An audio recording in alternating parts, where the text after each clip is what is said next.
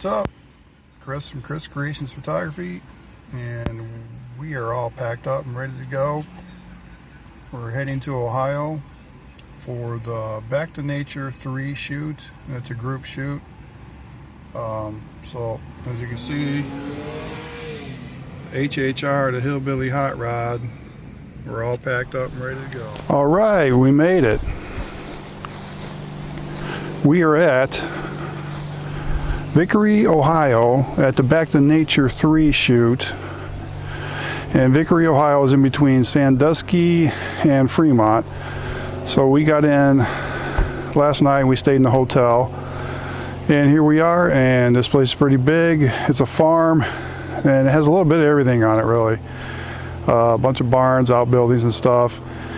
And this is hosted by Randy Zielinski and Aaron Rhodes from Bad Goat Photo. So props to them. This place is pretty cool, and it looks like it's going to be a good day. A lot of models have already showed up, a lot of photographers here, and it's going to be a good day. Check it out later.